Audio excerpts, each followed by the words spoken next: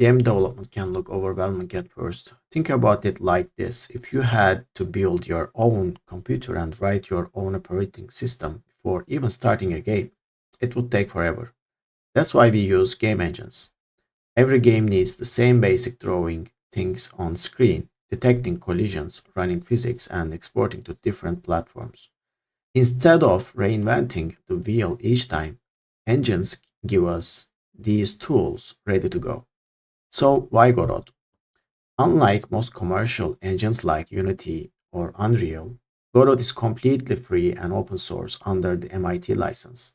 That means no royalties, no hidden costs, and full freedom to publish and even modify the engine itself.